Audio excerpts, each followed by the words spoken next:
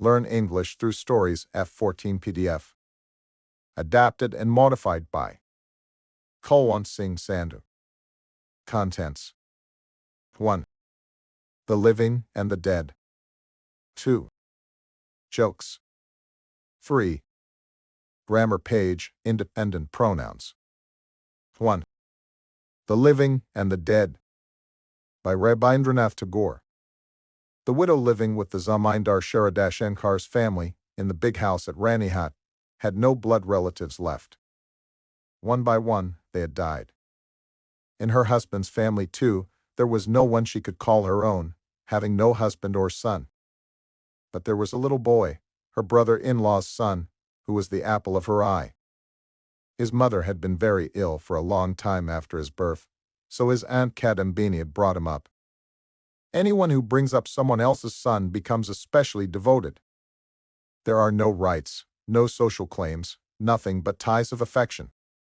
Affection cannot prove itself with a legal document. Nor does it wish to. All it can do is love with doubled intensity, because it owns so uncertainly. Kadambini poured her frustrated widow's love onto this boy, till one night in Sraban she suddenly died. For some strange reason her heartbeat stopped. Everywhere else, time continued. Yet in this one, small, tender, loving heart its clock's tick ceased. Keeping the matter quiet, in case the police took notice, 4 Brahmin employees of the Zamindar quickly carried off the body to be burnt. The cremation ground at Ranihut was a long way from human habitation. There was a hut on the edge of a tank there, and next to it an immense banyan tree. Nothing else at all on the wide open plain. Formerly a river had flowed here. The tank had been made by digging out part of the dried-up course of the river. The local people now regarded this tank as a sacred spring. The 4 men placed the corpse inside the hut and sat down to wait for the wood for the pyre to arrive. The wait seemed so long that they grew restless. Nitai and Gurukcharan went off to see why the firewood was so long coming, while Bidhu and Banamali sat guarding the corpse. It was a dark monsoon night. The clouds were swollen. Not a star could be seen in the sky. The 2 men sat silently in the dark hut. One of them had matches and a candle, wrapped up in his chadar. They could not get the matches to light in the damp air, and the lantern they had brought with them had gone out as well. After sitting in silence for a long time, one of them said, "I could do with a puff of tobacco, bhai. We forgot everything in the rush." "I'll run and get some," said the other. "I won't be a minute." "That's nice," said Bidhu, perceiving his motive. "I suppose I'm to stay here on my own." They fell silent again. 5 minutes seemed like an hour. They began inwardly to curse the 2 who had gone to trace the firewood. No doubt they were sitting comfortably somewhere, having a smoke and chatting. They were soon convinced that this must be so. There was no sound anywhere, just the steady murmur of crickets and frogs round the tank. Suddenly the bed seemed to stir a little, as if the dead body had turned on to its side. Bidhu and Banamali began to shudder and mutter prayers. Next moment, a long sigh was heard. The 2 immediately fled outside and ran off towards the village. A couple of miles along the path they met their 2 companions returning with lanterns in their hands. They had actually just been for a smoke and had found out nothing about the firewood. They claimed it was being chopped up now and would not be long coming. Bidhu and Banamali then described what had happened in the hut. Nitai and Gurukcharan dismissed this as nonsense and rebuked the other 2 angrily for deserting their post. The 4 of them swiftly returned to the hut at the cremation ground. When they went in, they found that the corpse had gone. The bed was empty. They stared at one another. Could jackals have made off with it? But even the garment that covered it had gone. Searching about outside the hut, they noticed in a patch of mud by the door some recent, small woman's footprints.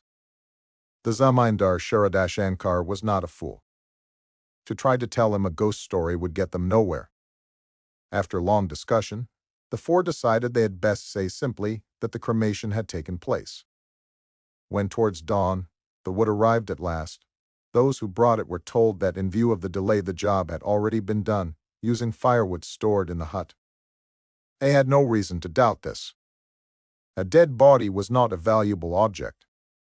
Why should anyone wish to steal it? It is well known that an apparently lifeless body can harbor dormant life, which in time may bring the body back to life. Kadambini had not died. For some reason, her life function had been suspended. That was all. When she regained consciousness, she saw dense darkness all around her. She realized that the place where she was lying was not her usual bedroom. She called out, "Diddy," once, but no one in the dark room replied. She set up an alarm, recalling her deathbed, that sudden pain in her chest, the choking for breath. Her eldest sister-in-law had been squatting in a corner of the room. Warming her little son's milk on a stove, Kadambini had collapsed onto the bed, no longer able to stand. Gasping, she had called, "Diddy, bring the little boy to me, I think I'm dying." Then, everything had gone black, as if an inkpot had been poured over a page of writing. Kadambini's entire memory and consciousness, all the letters in her book of life, became at that moment indistinguishable. She had no recollection of whether her nephew had called out, "Kakima," for the last time, in his sweet, loving voice. Whether she had been given that final viaticum of love to sustain her as she traveled from the world she knew, along death's strange and endless path. Her first feeling was that the land of death must be one of total darkness and desolation. There was nothing to see there, nothing to hear, nothing to do except sit and wait, forever awake. Then she suddenly felt a chilly, rainy wind through an open door, and heard the croaking of monsoon frogs. And all her memories of the monsoon, from childhood right through her short life, rose in her mind. She felt the touch of the world again. There was a flash of lightning. For an instant, the tank, the banyan tree, the vast plain, and a distant row of trees showed themselves before her eyes. She remembered how she had sometimes bathed in the tank on sacred occasions. How seeing dead bodies in the cremation ground there had made her aware of the awesomeness of death. Her immediate idea was that she should return home. But then she thought, "I'm not alive, they won't take me back. It would be a curse on them. I am exiled from the land of the living. I am my own ghost." If that were not so, how had she come at dead of night from the safe inner quarters of Sharada Shankar's house to this remote cremation ground? But if her funeral rites had not yet been completed, then what had become of the people who should have burned her?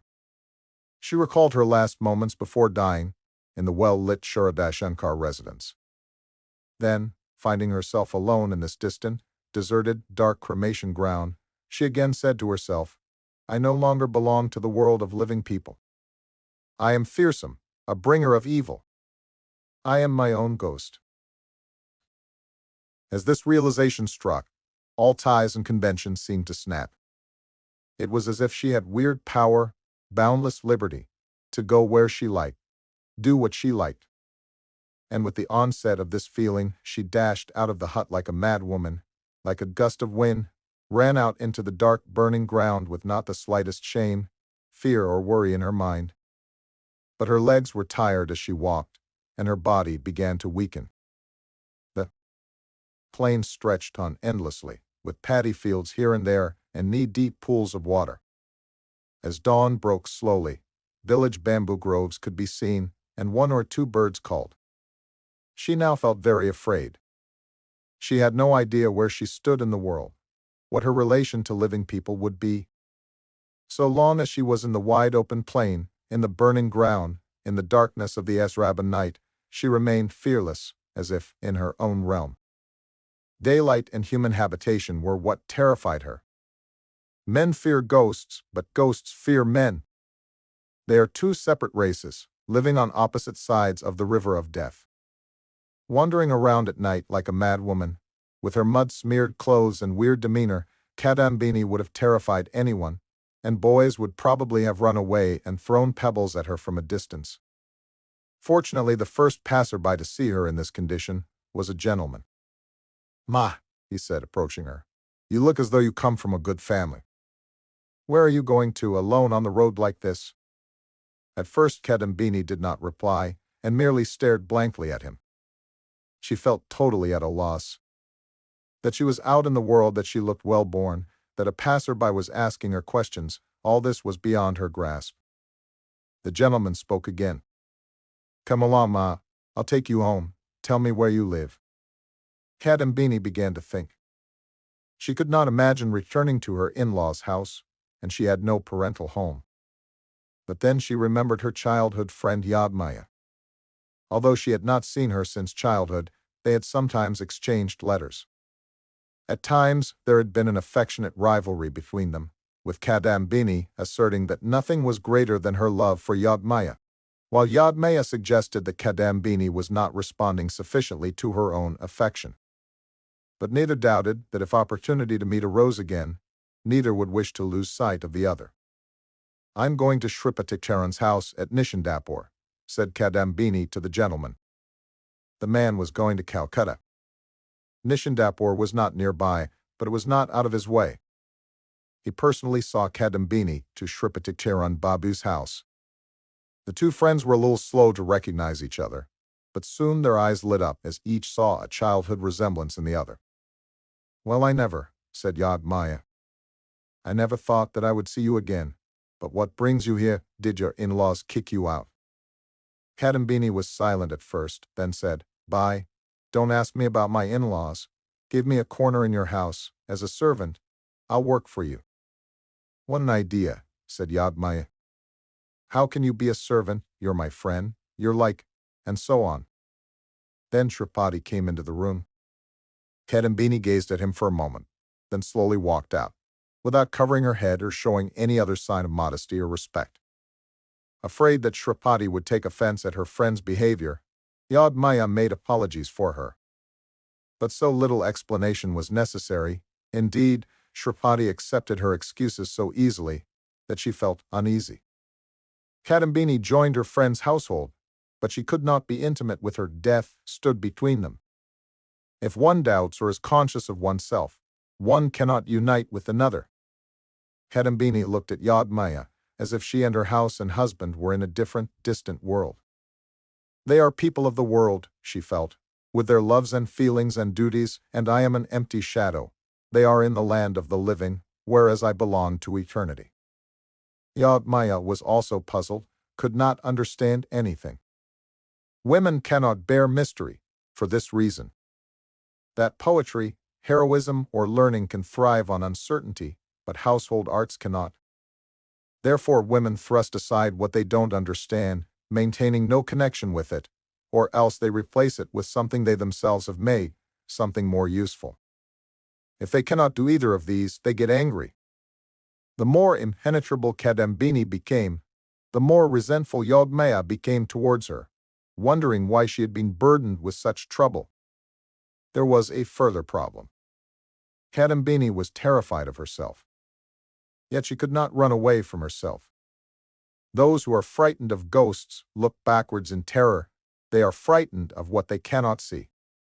But Kadambini was terrified of her inner self. Nothing outside frightened her. Thus, in the silence of midday, she would sit alone in her room and sometimes shout out loud. And in the evening, the sight of her shadow in the lamplight made her quiver all over. Everyone in the house was alarmed by her fear.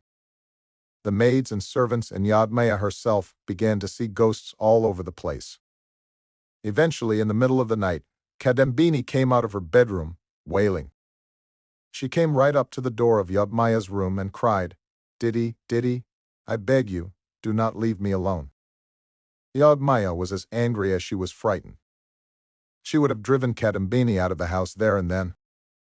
The kindly Shripati, with great effort, managed to calm Kadambini down and settle her in an adjoining room. The next day Shripati received an unexpected summons from the inner part of the house. Yadmaya burst into a torrent of accusation. "So? A fine man you are. A woman leaves her own husband's home and takes up residence in your house. Months have gone by, but she shows no sign of leaving, and I've heard not the slightest objection from you. What are you thinking of? You men are a fine lot. In fact, of course, men are unthinkingly weak about women, and women can accuse them all the more because of this. Even if he had been willing to swear on his life that his concern for the pathetic yet beautiful Kadambini was no more than was proper. His behavior suggested otherwise. He had said to himself, "The people in her husband's house must have treated this childless widow with great injustice and cruelty, so that she was forced to flee and take refuge with me. She has no father or mother, so how can I desert her?" He had refrained from inquiring about her background, not wishing to upset her by questioning her on this unwelcome subject. But his wife was now objecting strongly to his passive, charitable attitude, and he realized he would have to inform Kadambini's in-laws of her whereabouts if he was to keep the peace in his household. In the end, he decided it would not be fruitful to write a letter. It would be better to go to Ranihat personally to find out what he could. Shripati set off, and Yadmaya went to Kadambini and said, "My dear, it doesn't seem advisable for you to stay here anymore. What will people say?" "I have no connection with people," said Kadambini, looking solemnly at Yadmaya. Yadmaya was nonplussed. "You may not have," she said irritably, "but we have. How can we go on putting up someone else's widow?" "Where is my husband's house?" said Kadambini. "Hell," thought Yadmaya. "What is the woman on about?" "Who am I to you?" said Kadambini slowly. "Am I of this world? All of you here smile, weep, love, possess things. I merely look on. You are human beings. I am a shadow. I do not understand why God has put me in your midst. You're worried that I'll damage your happiness. I in turn cannot understand what my relation is to you. But since the Almighty has kept no other place for the likes of me, I shall wander round you and haunt you even if you cut me off." Her stare and the tone of her words were such that Yadmaya understood their import, even if she did not understand them literally and was unable to reply.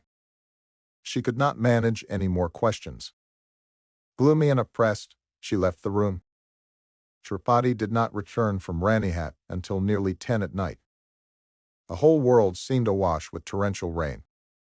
With its thudding sound, it gave the impression that it would never end, that the night would never end. "What happened?" asked Yadmaya. "It's a long story," said Shripati. "I'll tell you later." He took off his wet clothes, had something to eat, and after smoking for a bit went to bed. He seemed very preoccupied. Yadmaya suppressed her curiosity all this while, but when she got into bed she asked, "What did you find out? Tell me."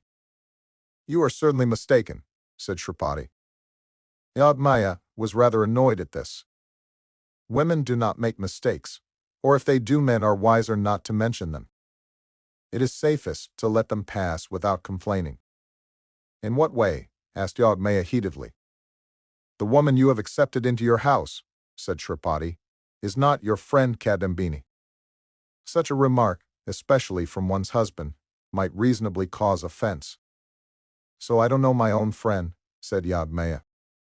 "I have to wait for you to identify her. What an absurd thing to say." Shripati replied that its absurdity or otherwise was not the point. Proof was what counted. There was no doubt whatsoever that Kadambini had died. "Listen," said Yadmaya. "You've got into a complete muddle. Whatever you heard and whatever place you went can't be right. Who asked you to go anyway? If you had written a letter, everything would have been made clear." Distressed by his wife's lack of confidence in his efficiency, Shripati started to explain all the proofs in detail, but to no avail. They went on arguing into the small hours. Shripati believed their guest had been deceiving his wife all this time, and Yadmaya believed she had deserted her family. So both were agreed that Kadambini should be evicted from the house immediately. But neither was willing to admit defeat in the argument. Their voices rose higher and higher, and they forgot that Kadambini was lying in the next room. "It's a terrible thing," said one voice. "I heard what happened with my own ears." "How can I accept that?" shouted the other. "I can see her with my own eyes." Eventually Yadmaya said, "All right, tell me when Kadambini died." She hoped, by finding a discrepancy with the date of one of Kadambini's letters, to prove that Shripati was wrong. But they worked out that the date given to Shripati was exactly one day before Kadambini had come to their house. Yagmaya felt a racing in her heart at this, and Shripati too began to feel unnerved. Suddenly the door of the room blew open, and a damp wind put out their lamp. The darkness outside instantly filled their whole room from floor to ceiling. Kadambini came and stood right inside their room. It was 2:30 in the morning. The rain outside was relentless. "Friend," said Kadambini, "I am your Kadambini, but I am no longer alive. I am dead." Yogmaya yelled out in terror. Tripati was speechless. "But other than being dead, what harm have I done to you? If I have no place in this world, or in the next world, then where shall I go?" And again, in the rain and the night, as if to wake God from his sleep, she screamed, "Oh, tell me, where shall I go?" Then, leaving the dumbfounded husband and wife in the dark house, Kadambini fled in search of her place in or beyond the world. It is hard to say how Kadambini returned to Ranihat. She did not show herself to anyone at first. She spent the whole day, without food, in a ruined, deserted temple. When evening came, early, as it does in the monsoon, and oppressively dark, and the villagers, fearing a storm, had retreated into their houses, Kadambini emerged onto the road again. As she approached her in-law's house, her heart started to pound. But she pulled her heavy veil round her head like a servant, and the gatekeepers did not prevent her from entering. Meanwhile the rain had come on even harder, and the wind blew more fiercely. The mistress of the house, Sharada Shankar's wife, was playing cards with her widowed sister-in-law. The maid was in the kitchen, and a little boy was lying in the bedroom, sleeping after a bout of fever. Kadambini entered the bedroom, without anyone noticing. It was impossible to say why she had returned to her in-law's house. She herself did not know why, but she knew that she wanted to see the little boy again. She gave no thought to where she would go after that, or what would happen to her. She saw in the lamplight the thin, frail little boy lying asleep with his fists clenched. Her racing heart thirsted when she saw him. How she longed to clasp him to her breast one last time, to protect him from all misfortune. But then, she thought, now that I am not here, who will look after him? His mother loves company, gossiping, playing cards. For a long time she was happy to leave him in my care. She never had to bother with his upbringing. Who will take care of him as I did? The little boy suddenly turned over and, half asleep, said, "Kakama, give me some water." "Oh, my darling," she inwardly replied, "my treasure. You haven't yet forgotten your Kakama." At once she poured out some water from the pitcher and, raising him up against her breast, helped him to drink. While he remained half asleep, the little boy showed no surprise at taking water from his aunt as he had been used to doing. But when Kadambini, fulfilling her long-standing desire, kissed him and then laid him down again, he came out of his sleep and hugged her, asking, "Kakama, did you die?" "Yes, my darling," she said. "Have you come back to me? You won't die again?" Before she could reply, an uproar broke out. A maid had come into the room with a bowl of sago in her hand, but had then screamed and fallen down in a faint. Hearing her scream, Sharada Shankar's wife dropped her cards and came running. She stiffened like wood when she was in the room, unable either to flee or utter a word. Seeing all this, the boy himself took fright. "Kakama, you must go," he said, wailing. Kadambini felt for the first time, now that she had not died. The ancient house, everything in it, the little boy and his affection, they were all equally alive to her. There was no gulf intervening between her and them. When she had been in her friend's house, she had felt dead, felt that the person whom her friend had known had died. But now that she was in her nephew's room, she realized that his Kakama had never died at all. "Did he?" she said pathetically. "Why are you frightened of me? See, I am just as I was." Her sister-in-law could not keep her balance any longer. She collapsed unconscious. Informed by his sister, Sharada Shankar Babu himself came into the inner quarters. Clasping his hands, he begged, "Sister-in-law, it is not right of you to do this. Shanish is the only son in the family. Why are you casting your eye on him? Are we strangers to you? Ever since you went, he has wasted away day by day. He has been constantly ill, calling out, Kakama, Kakama, day and night. Now that you have bid farewell to the world, please stop attaching yourself to him. Please go away. We'll perform your proper funerary rites. Kadambini could bear no more. She screamed out, I did not die. I did not die, I tell you. How can I make you understand? I did not die. Can't you see? I am alive. She seized the bell-metal bowl that had been dropped on the ground and dashed it against her brow. Blood gushed out from the impact. See here, I am alive. Sharada Shankar stood like a statue. The little boy whimpered for his father. The two stricken women lay on the ground, crying out, I did not die, I did not die, I did not die. Kadambini fled from the room and down the stairs, and threw herself into the tank in the inner courtyard of the house. Sharada Shankar heard from the upper floor a splashing sound. It went on raining all night, and it was still raining the next morning. Even in the afternoon, there was no let-up. Kadambini had proved by dying that she had not died. 2. Jokes. Moonlight beauty. Banta. Beta Papu, what sort of girl are you looking for? Hapu. Hapa, Chanjasi. Like the moon. Banta. You want her to be so beautiful? Hapu. No, I want her to come out at night and disappear in the morning. Dating Papa. Teacher. How old is your father? Santa. As old as I am. Teacher. How can that be possible? Santa. He became a father only after I was born. Perfect canvas. During an exhibition of his paintings, an artist was explaining his work. This, he said, pointing to a blank canvas, is a cow grazing. Where is the grass? Asked a visitor. The cow has eaten it. Well then, where is the cow? How could you expect her to stay? The artist replied, after she eaten all the grass. The dog. A man walking down the street sees another man with a very big dog. One man says to the other, Does your dog bite? The man replies, No, my dog doesn't. The man pats the dog and has his hand bitten off. I thought you said your dog didn't bite, said the injured man. That's not my dog, replied the other. 3. Grammar page.